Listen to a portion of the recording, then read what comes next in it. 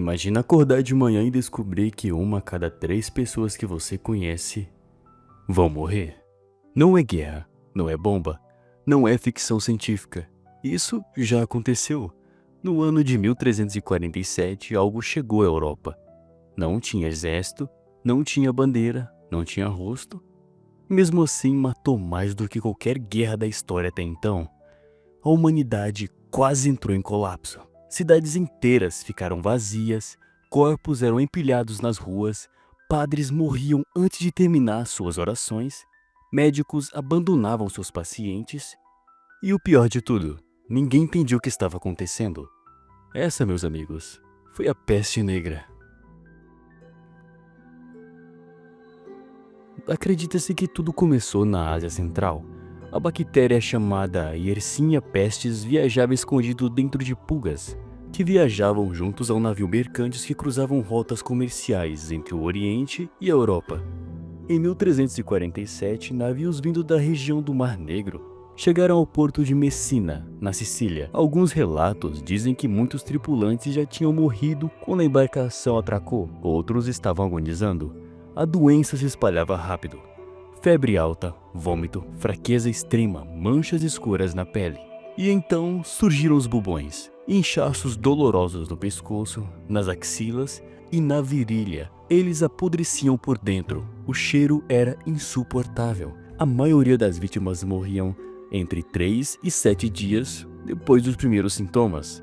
Em poucos meses a peste já estava na Itália, depois na França, e logo após a Espanha e Inglaterra. Império Romano, Germânico, Escandinávia. Era como se a própria morte estivesse viajando de cidade em cidade. Entre 1347 e 1351, a Europa perdeu entre 30% e 50% de toda a sua população. Estima-se que entre 25 e 50 milhões de pessoas morreram. Alguns historiadores acreditam que o número pode ter sido ainda maior.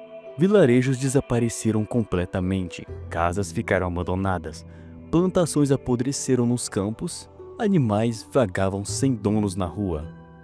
Não havia coveiro suficiente, velas comuns eram abertas às pressas. Em alguns lugares os mortos ficaram dias nas ruas, até serem finalmente recolhidos. Os famosos médicos da peste, que meio que carregam toda a fama dessa era sombria da humanidade, usavam máscara com bicos longos preenchido com ervas aromáticas, que eles acreditavam que o ar estava envenenado. Não sabiam que a doença era causada por uma bactéria.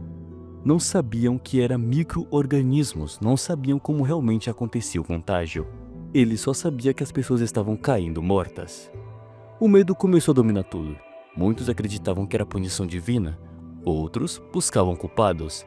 Minorias foram perseguidas, especialmente comunidades judaicas, acusadas injustamente de envenenar poços. Quando o medo toma conta, a humanidade revela o seu pior lado, o seu lado mais sombrio. Mas a peste negra não matou apenas pessoas, ela abalou estruturas do mundo medieval.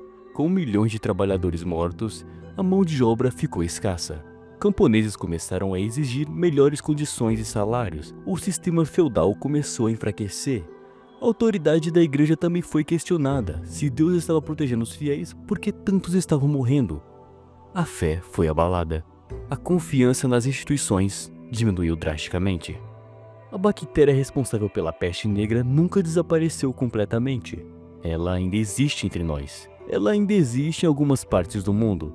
Casos raros ainda acontecem hoje, mas são tratáveis com antibióticos. Em 1347, porém, não existia tratamento.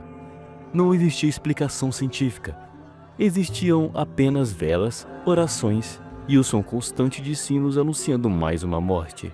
A peste negra foi mais do que uma doença. Foi um teste para a humanidade. E por pouco, ela falhou. Se algo com a mesma taxa de natalidade surgisse hoje, com aviões substituindo navios e cidades superlotadas interligadas em questão de horas, o mundo suportaria uma versão 2.0 disso. A diferença entre o passado e o presente é que agora sabemos o que é o inimigo. A pergunta é: saber seria o suficiente? Mas enfim, aqui foi mais um vídeo e obrigado por assistir.